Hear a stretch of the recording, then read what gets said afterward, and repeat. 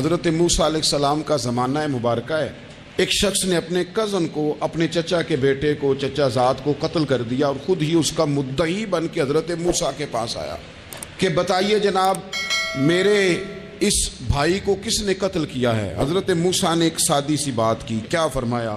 وَإِذْ قَالَ مُوسَىٰ لِقَوْمِهِ إِنَّ اللَّهَ يَأْمُرُكُمْ أَن تَذْبَحُوا بَقَرَةً۔ حضرت موسیٰ علیہ السلام نے اپنی قوم سے کہا کہ اللہ تمہیں حکم دیتا ہے کہ ایک گائے ذبح کرو، گائے کا کچھ حصہ مقتول کو مارو، وہ خود اٹھ کے بتا دے گا مجھے کس نے قتل کیا ہے۔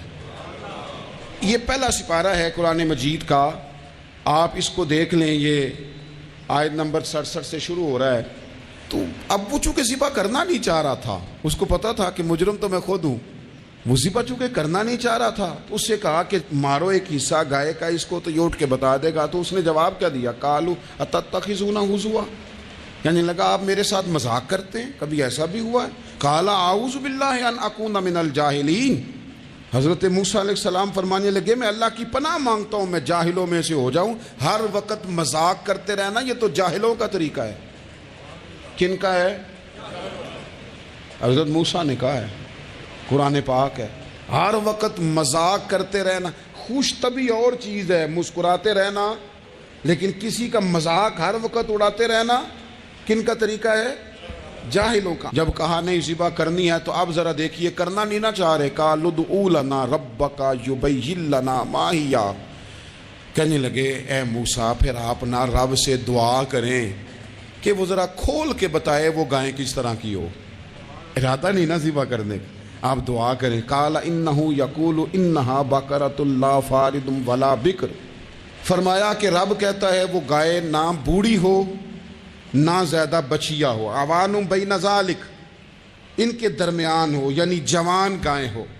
فافعلوا ما تؤمرون، کرو جس کا تمہیں حکم دیا جا رہا ہے۔ قالوا ادع لنا ربک یبین لنا ما لونھا، لو اگلی بات سن لو، کہنے لگے آپ دعا کریں رب سے کہ وہ کھول کے بتائے اس کا رنگ کس طرح کا ہو، رنگ بتائیں کس طرح کا ہو۔ قال انہ یقول انہا بقرۃ صفراء، فرمایا رب فرماتا ہے کہ صفراء رنگ کی ہو، یعنی گہرے زرد رنگ کی ہو، کہ رب فرماتا ہے اس طرح کی گائے ذبح کرو۔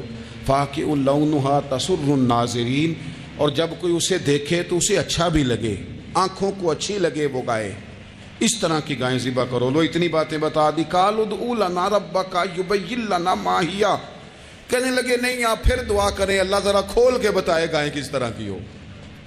ان البقرہ تشابہ علینا، ہمیں ذرا گائیں پر شبہ پڑ گیا ہے کس طرح کی ذبح کرنی چاہیے۔ وَإِنَّا انشاءاللہ لمہتدون، اگر اللہ نے چاہا تو ضرور ہم ہدایت پا جائیں گے۔ پھر اللہ تعالیٰ نے فرمایا کہ قال انہ یقول انہا بقرۃ لا ذلول تثیر الارض، گائیں اس طرح کی ہو کہ وہ کبھی کھیتی میں نہ چلائی گئی ہو، یعنی اس کو کبھی کام نہ اس سے لیا گیا ہو۔ بیل کو لوگ لگاتے تھے نا، جو کام آج ٹریکٹر سے لیا جاتا ہے وہ گائے بیل سے لیا جاتا تھا، تو وہ کھیتی باڑی کے کام نہ اس کو لگایا گیا ہو۔ ولا تسقی الحرث، اور نہ اس سے پانی نکالا گیا ہو، نہ کھیت چلانے ہل چلانے میں لگائی گئی ہو، اور وہ جو کنواں ہوتا تھا جس کے گرد گائیں گھومتی تھی، تو کہا وہ بھی کام اس نے نہ کیا ہو گائے نے۔ مسلمۃ لا شیۃ فیہا، وہ ہر عیب سے پاک ہونی چاہیے۔ قالوا الآن جئت بالحق، اب کہنے لگے اب آپ صحیح بات لے کے آئے ہیں، اب سوال ختم ہو گئے نا، کہنے لگے اب آپ بات فذبحوہا، انہوں نے ذبح کر دی۔ وما کادوا یفعلون، پر ایسا کرتے نظر آتے، لگتا نہیں تھا کریں گے ذبح پر ذبح۔ اچھا یہ گائیں پھر ملی کیسے؟ امام خازن کہتے ہیں کہ ایک نیک آدمی تھا، تو اس کا آخری وقت آ گیا تو اس کے پاس جو کل جمع پونجی تھی وہ ایک بچیا تھی، گائیں کی بچی، بچیا ویڑی، اس کے پاس وہ ایک بچیا تھی صرف۔ تو اس نے اس طرح کیا کہ اس کی گردن پر ایک مہر لگائی، اللہ کے نام پر بطور امانت اس نے اس کو جنگل میں چھوڑا، کہا یا اللہ میرا بیٹا ایک ہی ہے وہ بھی چھوٹا ہے، اس کی حفاظت کرنا اور میرے بیٹے کو پہنچا دینا۔ بچہ بالغ ہو گیا، اس کی ماں نے کہا بیٹا جو امانتیں رب کے پاس رکھوائی جائیں نا ان میں خیانتیں نہیں ہوا کرتی، جا کے جنگل میں آواز دے تیری گائے واپس آ جائے گی۔ اس نے جا کے جنگل میں آواز دی کہ وہ جو میرے باپ نے امانت رکھوائی تھی وہ کدھر ہے؟ وہ نشان لگی ہوئی گائیں دوڑتی ہوئی اس کے پاس آئی۔ واللہ خیر الرازقین، جب رب بندوبست کرے، جب اللہ بندوبست کرے تو پھر معاملہ اور ہوتا ہے۔ وہ گائے آ گئی۔ اب اس نے کیا کیا اس نوجوان نے کہ وہ گائے گھر لایا، ماں سے آ کے کہا کہ اماں یہ تو اللہ نے فضل کر دیا۔ ماں کہنے لگی پتر حالات ہمارے خراب ہیں، منڈی میں لے جا اسے بیچ دے، لیکن سودا میری مرضی کے بغیر طے نہ کرنا۔ کس کی مرضی کے بغیر؟ کس کی؟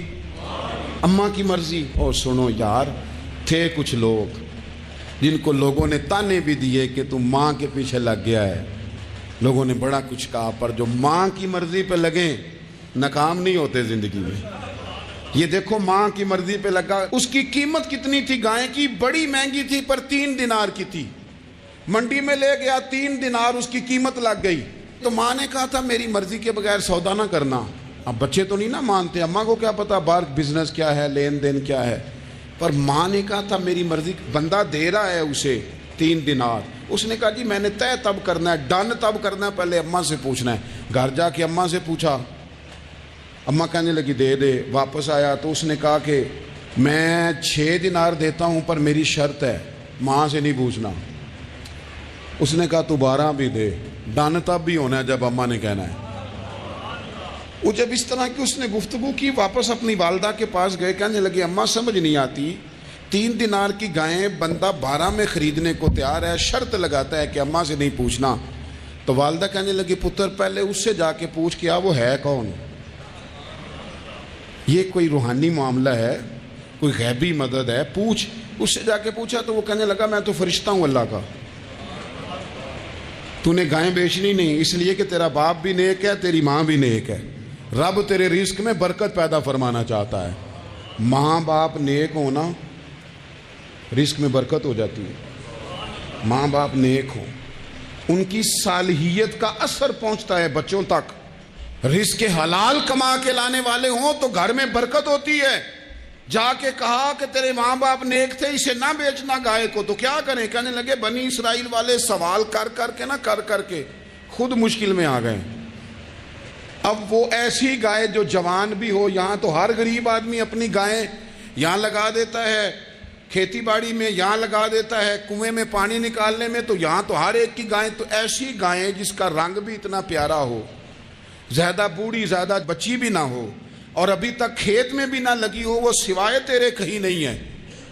اس نے کہا چل پھر مہربانی کر بتا میں کتنے کو دوں گائیں، اگر وہ آ جائیں تو کتنے کو بیچنی ہے؟ اسے کہنا کوئی نہیں، ریٹ تو زیادہ کرنا ہی نہیں۔